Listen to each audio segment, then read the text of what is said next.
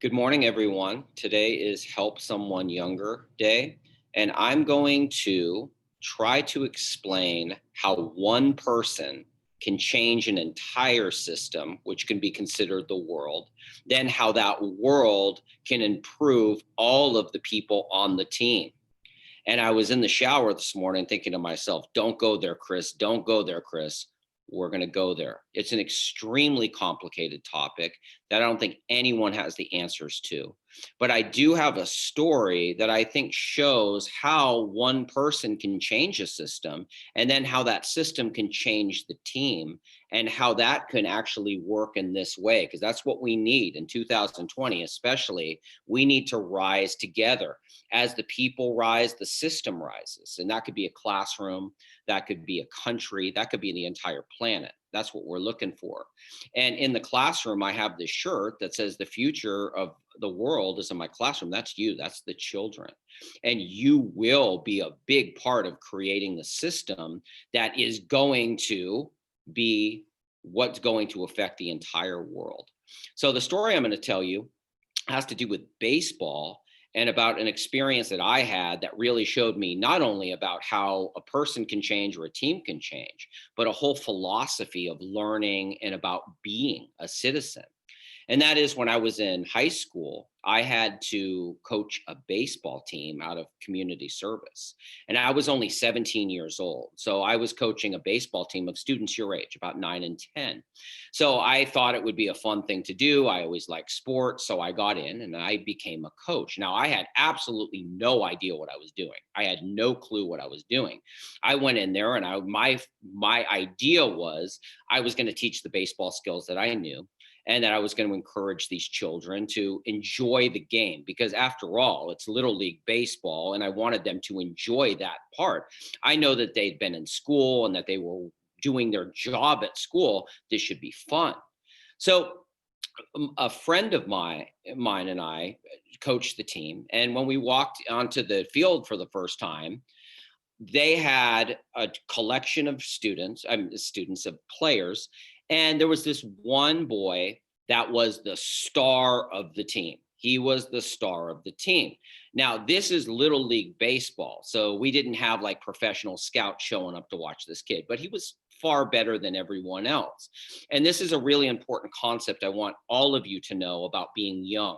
When you're young and you're starting out in something, there are things that people are better at just naturally. All right. That gets to the story of the tortoise and the hare. Okay. When you're young and you're in school, yeah, there are people that are really good at things naturally, really good at things naturally.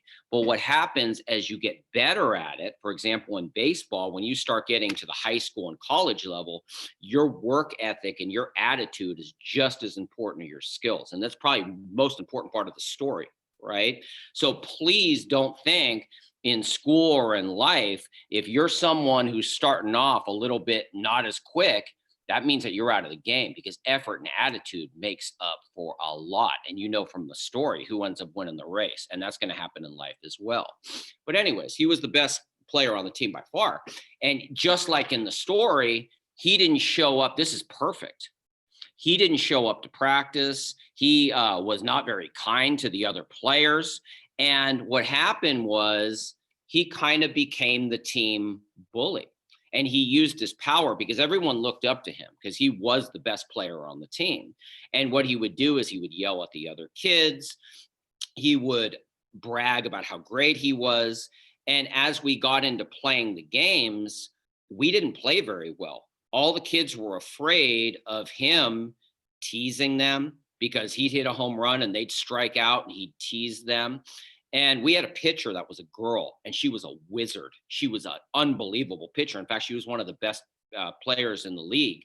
And he didn't want to play on the team because she was a girl. So what he did to the system to start, now remember, the team is the system, is he made everyone feel bad because he used his power that he had because the kids did look up to him. And he used his power to make the team feel bad. And because of that, we played horribly. We played horribly. So I'm 17 years old and I'm thinking, this kid he's on the wrong path. He needs to learn. So I actually took him out of a game.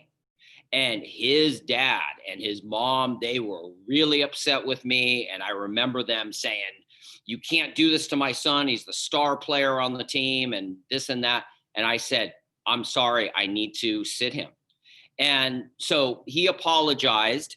And what happened was he came back and he did the same thing. He came back and he did the exact same thing. He didn't show up to practice. He was mean to the other players. And he basically ruined the experience for all of us. So, what he did is, with his power that he had of being a good baseball player at 9 years old, he wasn't going to play for the San Francisco Giants, okay? But he did have power. He had that power to lead. He took that, and the rest of the team suffered because of it. Well, what happened is I had to throw him off the team. I had to throw him off the team because he just did not learn, and he was affecting the entire team. So what happened was, as soon as he went off the team, the team started to play better. All of a sudden, all the teammates now weren't afraid anymore, and they didn't feel like they were going to be teased. They started trying. Very important. They started trying. And what happened was they started to realize they were better than they thought they were. And as they got better, they helped each other. And as they helped each other, they rose together. And all of a sudden, our team became really good. In fact, we became one of the better teams in the league. So you can see now how the players coming together, because they were allowed to, they felt free to do that. They elevated the system, which was the game. I was part of that too. I had a decision of that, of removing someone who was really affecting that system. Now, here's the magic of the story. So the boy and his family, they come to me and they apologize. They're like, "We're so sorry.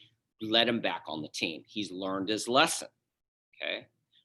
I'm always one for giving second chances and third chances, as long as you're trying, as long as you have the intentions of doing your personal best. I think that's all you can hope for. So I said, "All right."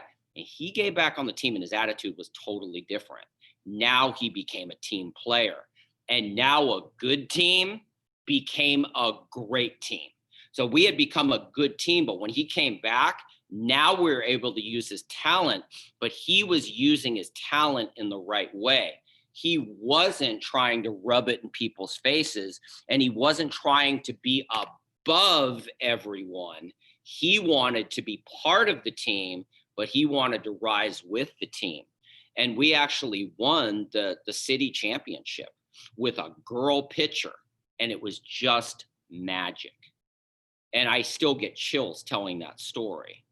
So I hope that you can see, and it's very complicated to try to explain how a person can change a system and how a system can change the person. But let me try to wrap it up here really quickly and try to put it in terms of how you can do that. What you bring to my classroom, let's just take it to my classroom. We'll just do that right now, because I'm not a baseball coach anymore. I'm a fourth grade teacher. What you bring to my classroom is your uniqueness, your shine, your magic. Now you're part of a system. You're part of a system that's been developed.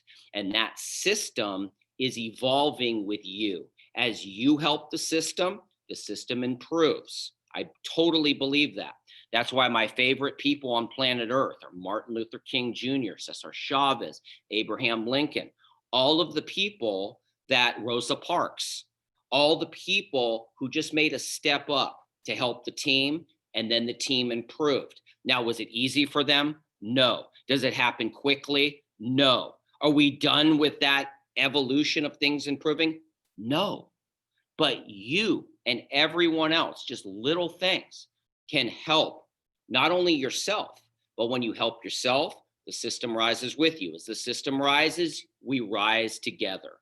And I hope that that explanation is the start of a discussion that we can start seeing is how important everyone is in our society. The younger people, you're in charge of the future. Your ideas are going to evolve the system.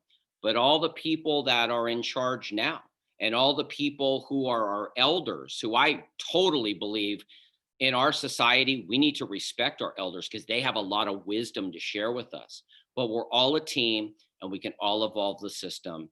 And I hope that I did a decent job explaining this, because in the shower this morning, I was shampooing my hair to go and don't go there. I'm glad I did. Let's have a good day and let's help someone younger because they are our future.